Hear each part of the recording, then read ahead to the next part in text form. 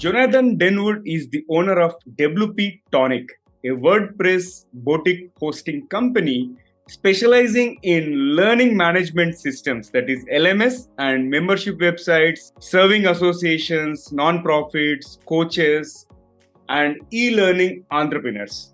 As we prepare to delve into our conversation on the topic at hand, here is an exciting twist, and let us tickle the brain of our guest Jonathan first. So, Jonathan, get ready for a rapid fire round of random words. I'll mention a few, and I would love to hear the first thing that comes to your mind in response without thinking much. If you're ready, let's get started. Yeah, I'm ready. You got me worried there. Right, there we go. I'll keep it very simple, and there won't be any surprises as such. So here comes my first word. It is curiosity. Yes, what about curiosity? You just want me to respond to it? Oh, curiosity. I think if you're in tech, you've got to have some degree of curiosity because it's always rapidly changing. Well, it's changing in some ways. It isn't changing because the one thing that doesn't change is people, and people are fundamentally the same as they were like 3,000 years ago. Agreed. And I am also from tech background, and right now I'm into business transformation set, but completely concur with you. Like, we got to be curious when we are in tech industry. And the next word is invention. Well, it's linked to tech again. You know, Tesla, Elon Musk, Henry Ford. They're the people that changed the world to some extent. So that was one of the main reasons why I got into tech. Yeah. Okay, got it. And the future? Future. Well, I don't know. You know, you look at AI. Have any of us got a future, or are we just going to be replaced by the AI machines? Okay, moving to the next one is book. Well, I listen to a lot of audio books because I love walking. So I think I've learned an enormous amount from listening to some of the great authors. I like the classics one. I like Russian literature the most, actually. I think their insights are quite profound. And then life. Just go for the journey. That's what I'm going to say. As it's ups and downs, as you get a bit older, you know how to deal with the downs, and you know there's going to be more ups and downs. Yeah. Next is love. Can be expensive.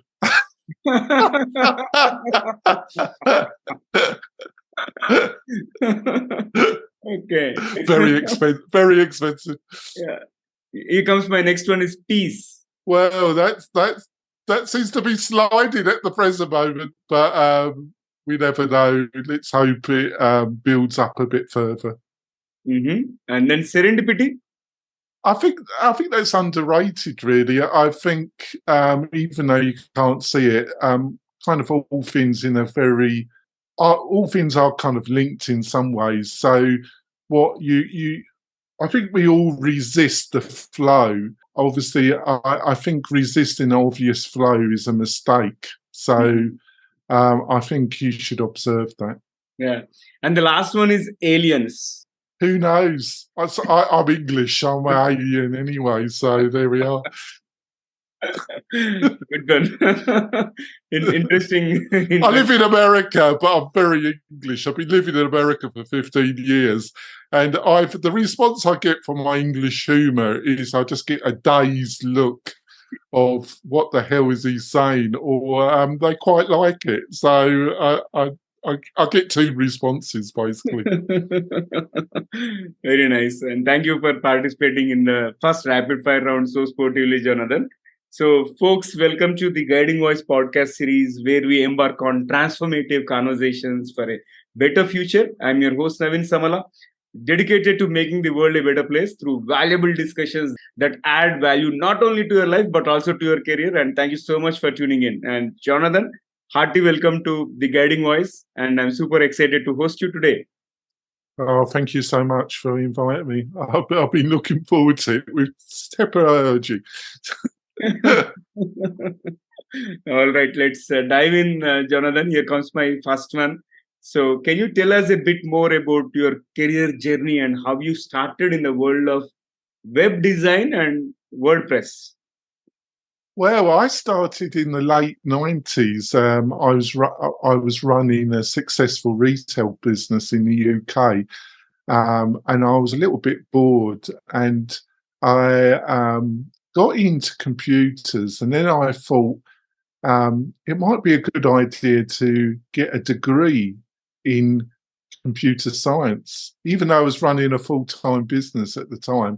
So I applied to my local university, and they had a hybrid course.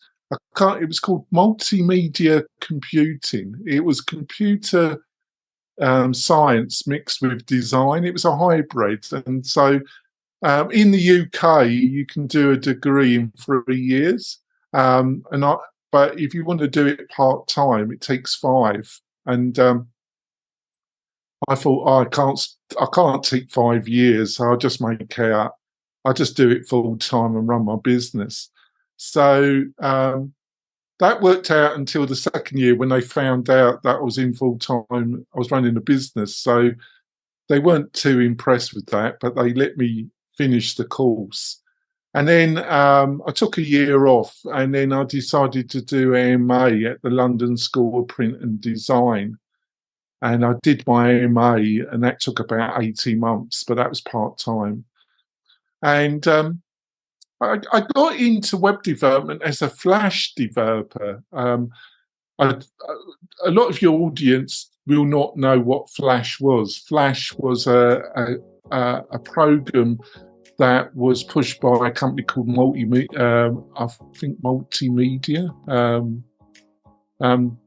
They did Dreamweaver and a couple other products. And they got bought from Adobe, and I got in. It enabled you to do animations and all sorts of stuff.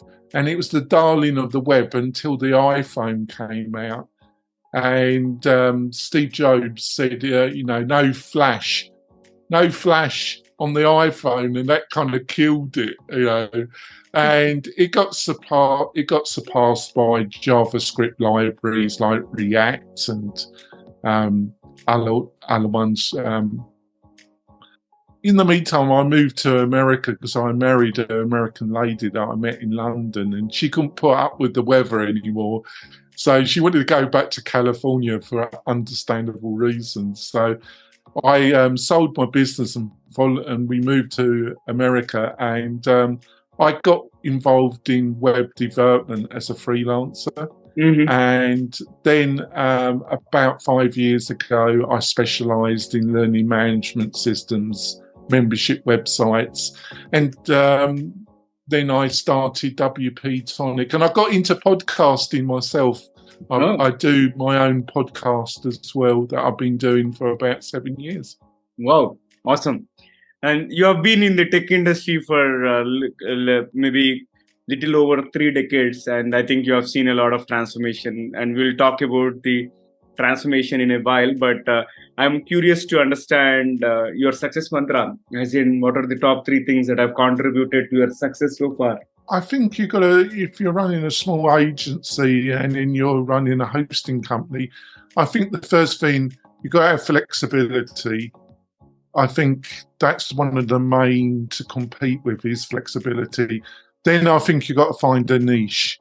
I think you've got to definitely find a niche. Mm-hmm. And thirdly, I think you've got to understand that you've got to become an influencer in your niche if you're going to effectively compete.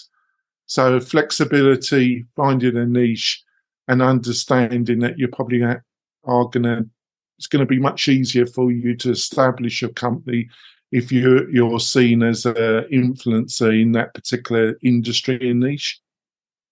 Mm-hmm. Nice. And WordPress is an incredibly versatile tool or platform, if I may call it. And how have you seen it evolve over the last few years? And what makes it such a powerful tool for entrepreneurs and also course creators? Well, I think the main thing is digital ownership, digital sovereignty, as I put it. you can, I think depending on building an audience on YouTube, on Facebook, on any social media platform that somebody else owns is fine. But you've got to understand that their business objectives can change, and you could be either your ability to reach your audience, to communicate, can be drastically altered by what the person that owns the platform wants. So having as much control is, I think, really important, and that's what WordPress offers.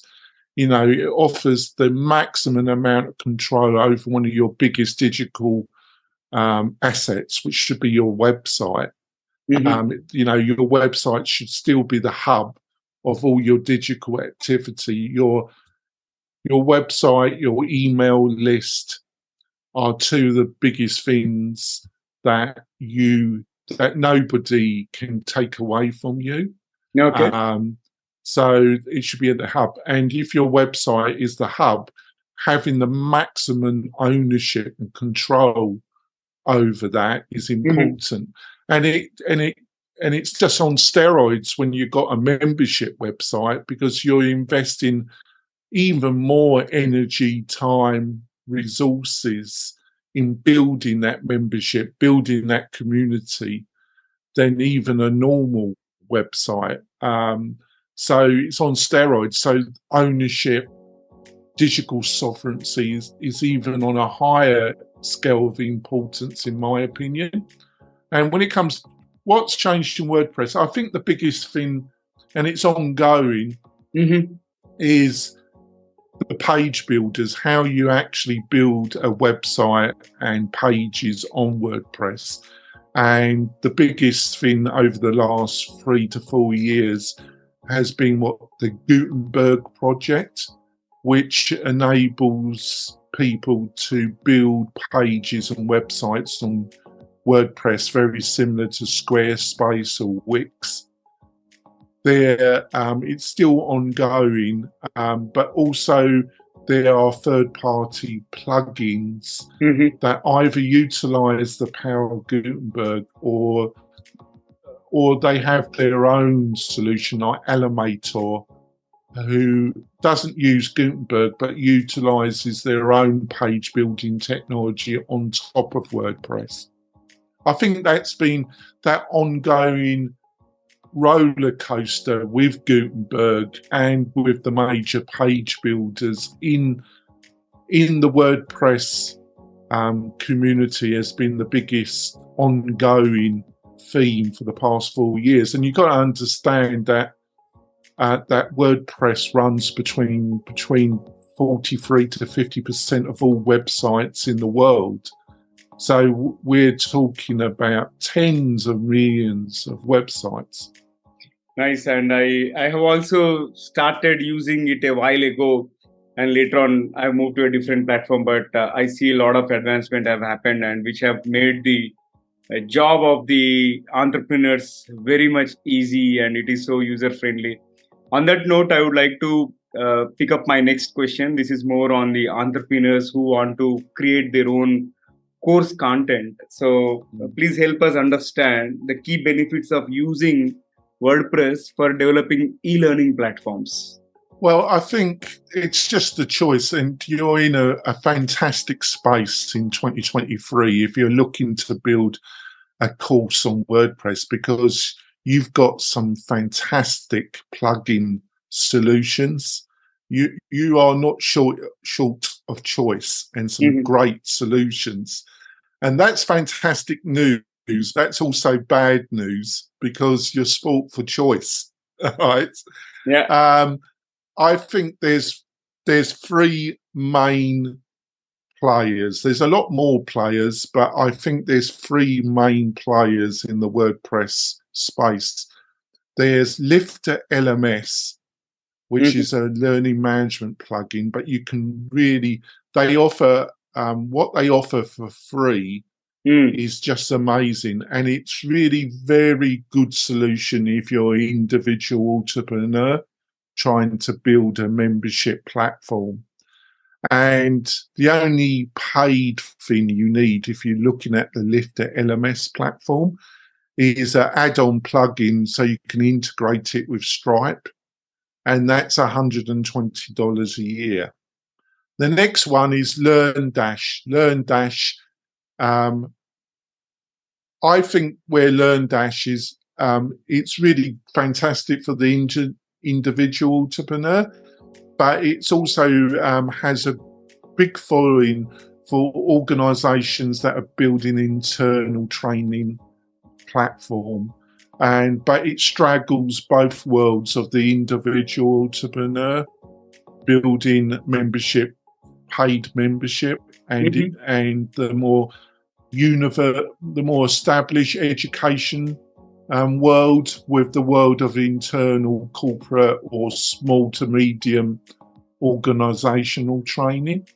And the last thing is BuddyBoss, and BuddyBoss is really it competes with SaaS products like Mighty Networks and Circle, where you're looking to build membership, but you're also trying to build community through forums, small groups that are led by facilitators. It really competes in that, and it tends to work best with LearnDash, but it's it's around community. So they're the three main players, and I think the other great thing that's happened over the last 3 years is that when it comes to marketing automation, WordPress was a bit deficient in that area. Okay. But now there's about 2 to 3 major plugin providers that offer marketing automation that's the equivalent or better than something like ActiveCampaign at a much lower cost. So you've really got some superb technology in the WordPress stack. It's just knowing which parts you should utilize, and that's one of the areas that WP Tonic helps. Yeah, got it.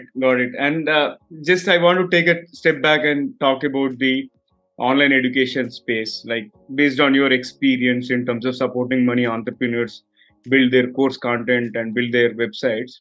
So what are the latest trends that you have observed in the online education space, and how can course creators stay ahead of the curve?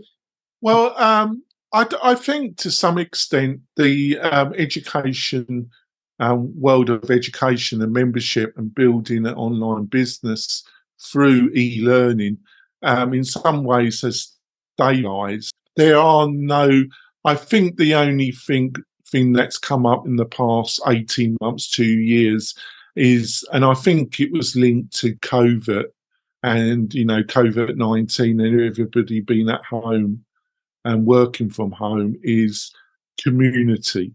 I think people, to some extent, in some ways, have felt more isolated. And if you can build community, because one of the drawbacks of building a membership site is reducing churn.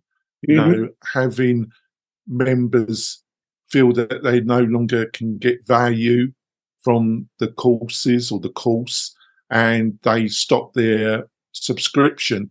And one of the ways that you are trying to avoid that is through building community through your membership as well. But so I think that's been one of the biggest growth or new trends over the past couple of years, is combining courses with community. Yeah. So one other thing is, you said like retaining membership is also an important aspect, and maybe at times it might get difficult for the content creators to retaining them, and while they create content on regular basis. So other than retaining membership, are there any common hurdles that these content creators face in today's scenario? Yeah.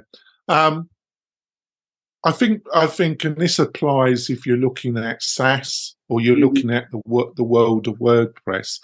I think people get mesmerised by the technology, and what I mean is they get too much into the weeds too early.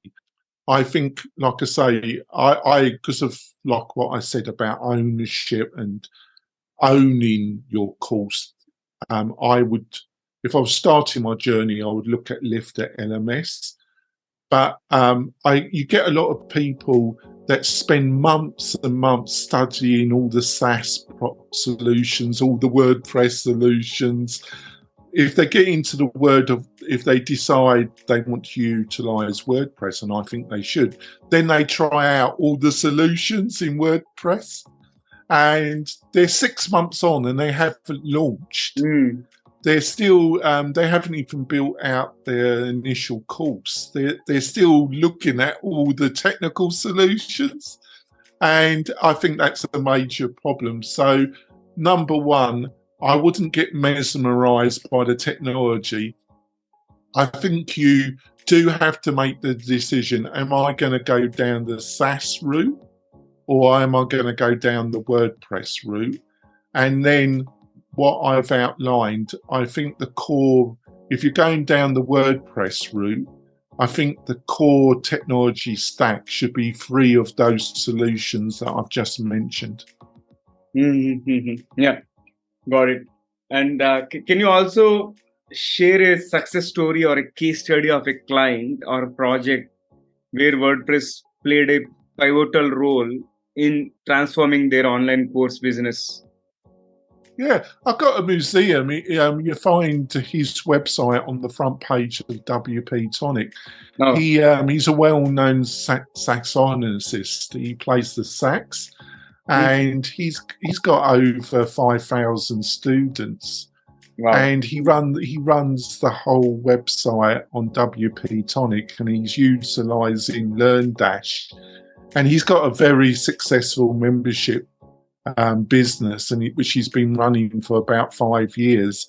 He came to us at the beginning of his journey because he had just launched, and he was having a hell of a lot of trouble with Lifter, but that problem was with his present at that time hosting provider, and we had to jump in and rescue the situation because it was affecting his initial launch.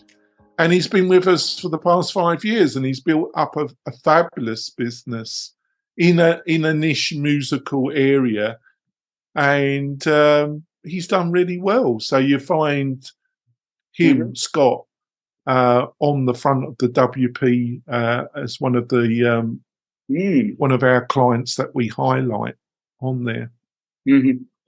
Awesome. So.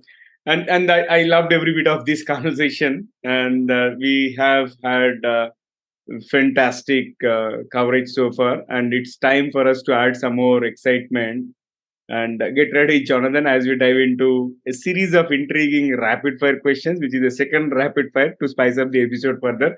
If you are ready, let's get started. Okay, let's do it.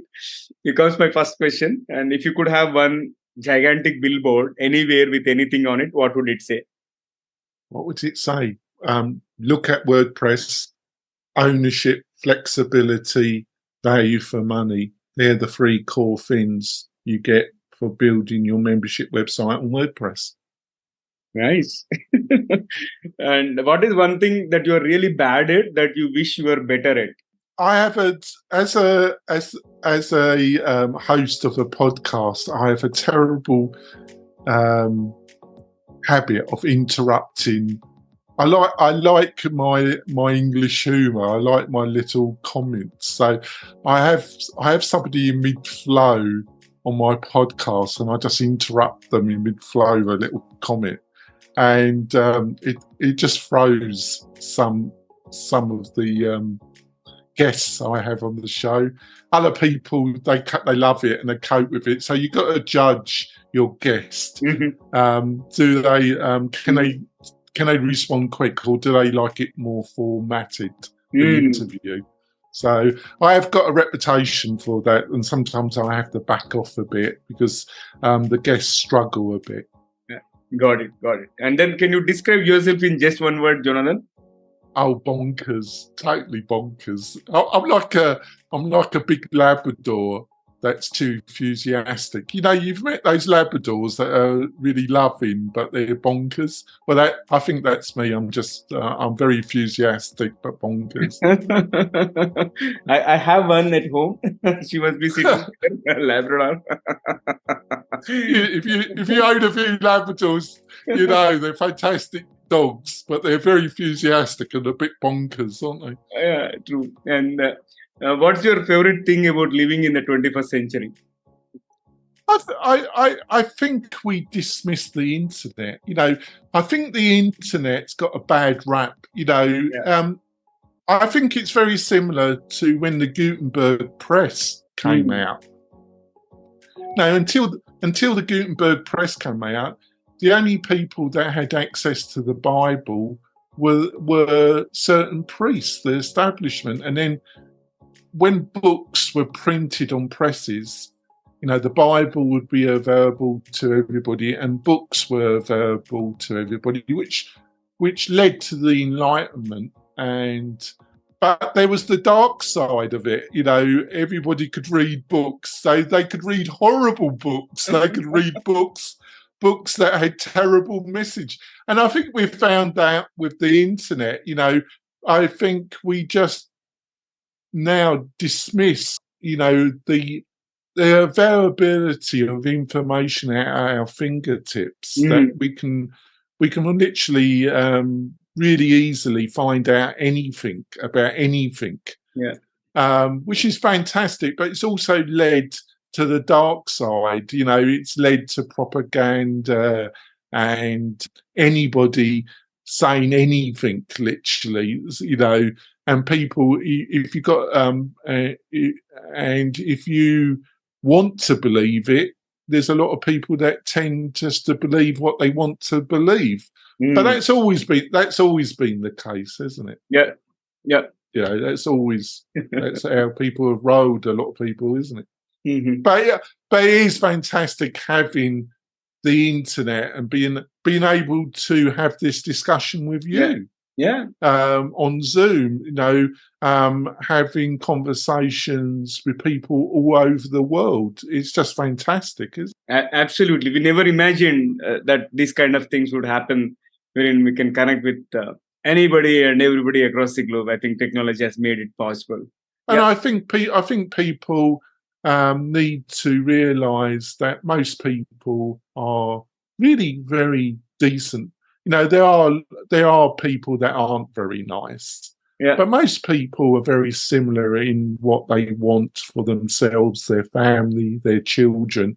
And most people being able to communicate with people all over the world in the end must be a fantastic and a beneficial thing for everybody. Yeah. And with that, let me move to the next question. If you could have any superpower, what would it be and why? Oh, that's a really interesting question. Wisdom. Wow. You already have tons of it. No, I don't. There's a difference between information and facts. And you know, and you can have all the facts and you can have all the information and you can recite and have knowledge, you know, be very knowledgeable, you know, be an expert, be knowledgeable in a particular thing. Have you not met these people that are extremely knowledgeable, but they have absolutely no wisdom? They haven't learned any insight about their knowledge. So we have a lot of emphasis on information and knowledge, but we don't have enough emphasis on wisdom, having learned from life. And I think the terrible thing is to come to the end of one's life and for your friends and family and the people around you to know that you were okay, but you were a bit of an idiot, really. You didn't really learn anything from life. You didn't have any real wisdom. I think that's one of the biggest things you should try and avoid. So give me more wisdom. Very nice. And I like your modesty. I think having acquired that, you are yearning for knowledge, and which is great. And with that, let me fire the last bullet out of the rapid fire. What will be a fantasy gadget? Yeah.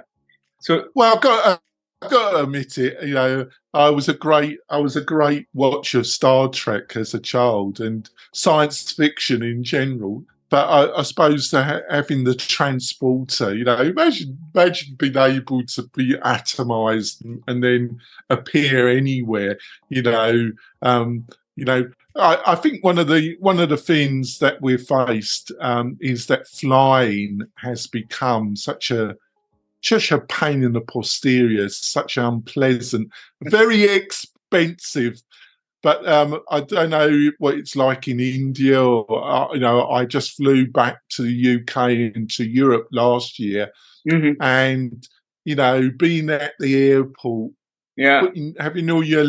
taking your shoes off, being patted down, scanned, finding your luggage, finding the extra charges. They want to charge you extra for everything, right?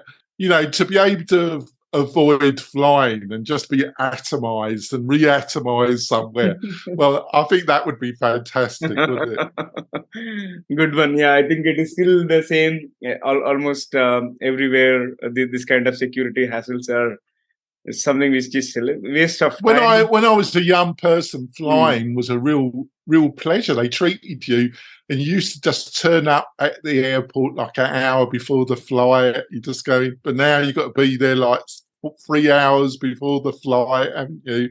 And it's all a nightmare, isn't it? I think it all happened after 9/11 attacks, right? That is where the scrutiny has become huge. Yeah. All right, so that's a fantastic rapid fire round, and let's flip back to the mainstream. And here comes my last but one question: what do you foresee in the future of online education, and how should these entrepreneurs who are planning to be content creators or the course instructors prepare for it? Anything that you foresee? Well, I think in the near future, in the next year, 18 months, I think the trend around community is just, and how you build effective communities is just going to grow. And the technology around and allowing you to build more engagement, split up into small groups and offer. I think the most successful e-learning entrepreneur have some decent base courses, and then they offer group access to themselves and individual access to themselves at higher tier levels. And I think the tools and the mechanisms that allow you to do that are just going to improve quite a lot. Yeah, there is some really good WordPress technology. I think one of the factors, funny enough, there's been a slight retreat, because one of the technologies, and we're using it right now, is Zoom. And Zoom recently have changed how you integrate not only WordPress, but websites in general. So people can schedule meetings and that. They've made it a little bit harder, but there's other solutions out there as well. I see that trend only increasing. Now, on a more longer term, I think most educational establishments or more are going to look at hybrid solutions where they integrate home-based education with people meeting up with the student campus. And I think you're going to see that at work anyway, where I think the most successful companies are going to have a hybrid model, because I think one of the problems of just having company culture or educational culture, having it all remotely, it's very hard to build a culture remotely. So I think you do need to have a kind of hybrid model. And how you do that effectively, that's repeatable, hasn't really been worked out. There are some companies and some institutions that have been successful, but trying just to copy what one other institution, one organisation does, it still doesn't work out because it's more individually kind of focused on that particular company, if that makes any sense. So I think there are the challenges in the short and medium term that people are going to find through e-learning in general. Very nice. And thank you so much for all the wonderful insights. And before I let you go, please share with me, how was your experience being hosted on the Guiding Voice platform and being sitting on the other side of the table as a podcast guest, because you are a host by yourself and you interview a lot of guests. Well, it's really useful because I've been running my podcast. I do 2 podcasts, actually. One I've been running for 7 years now. The other one I started about a year ago. And I've decided to try and get on more podcasts myself. And it's very educational because it puts me back, it enables me to see how my guests feel when they're being interviewed, and it's in some ways it's really odd, but it's a good odd, because I think it will help me with my interviews and not interrupting so much. All right. Thank you, Jonathan. I really appreciate you taking time and for joining my podcast as a guest and sharing all the wonderful insights. And this is really helpful, and I'm sure it is going to add a lot of value to our community, and especially to the folks who are planning to get into this course creation and as well as building their own LMS platforms and courses as such. So really appreciate you taking time. I just quickly want to say one thing. You know, building any kind of business is hard work, and building a really successful membership business is hard work. But it's one of the few legitimate ways that if you're in full-time employment, that you're looking to build a side gig, and you're looking to build a real business that can sustain itself. It still is one of the most reachable and achievable ways of building a really sustainable online business. And I know quite a few of our clientele that have built a business that has enabled them in the end, if they want to give up their full-time employment. And I just see it as one of the few legitimate ways that you can do that. Nice. Yeah, thanks for the closing note as well, Jonathan. I really appreciate it. So, friends, that was our episode with Jonathan Jenvert. And before we jump into the fun trivia section, we have a quick request to you. If you haven't already, please subscribe to our podcast from wherever you have tuned in from, also because subscribing keeps you updated on new episodes. And if you have enjoyed this conversation and found the episode useful, please share it with at least 3 of your friends or colleagues or family members who would also like the Guiding Voice. So please spread the knowledge and help others grow like you. And your support means a lot, and it helps us create more content for you and our growing community. Thank you so much in advance. And let's learn together on this journey. Now let's hop into the trivia segment of today's episode. So today we had wonderful conversation about WordPress and also various options to create online courses, e-learning platforms, etc. with our expert Jonathan. And I thought I would extend a few facts related to online learning. And here comes the very first fact. It is about origin of online learning. The concept of online learning dates back to the 1960s, when the University of Illinois initiated the development of Plato, PLATO, which stands for Programmed Logic for Automatic Teaching Operations. It is one of the earliest computer-based education systems. And here comes the second fact. It is about the massive online open courses, which is popularly known as MOOCs. The term MOOC was coined in 2008, and the first MOOC, Connectivism and Connective Knowledge, was offered by the University of Manitoba in Canada. And third fact is about the Khan Academy. Salman Khan, the founder of Khan Academy, started creating educational YouTube videos to tutor his cousins. These videos gained popularity and led to the creation of one of the most well-known online platforms, which is Khan Academy. So likewise, if you have come across any interesting fact about learning management system or any other tools related to online courses, please share the details with me in the form of YouTube comments if you are watching this episode, or if you have found this episode on social media, you can leave a comment there. And that's it for today's episode. Thank you so much for tuning in and also being part of our awesome community. We would love to hear from you, so do not hesitate to share your ideas and feedback through our social media, or you can also email me at theguidingvoiceforyou@gmail.com. Let's create content that resonates with you. I'm your host Navin Samala, a lifelong learner, and my goal is to have impactful conversations that improve your life and also your career. So stay connected as we journey together, and until next time, take care and stay inspired. And remember, the future holds great things because the best is yet to come. So goodbye for now. See you all in the next episode with another wonderful guest. Take care.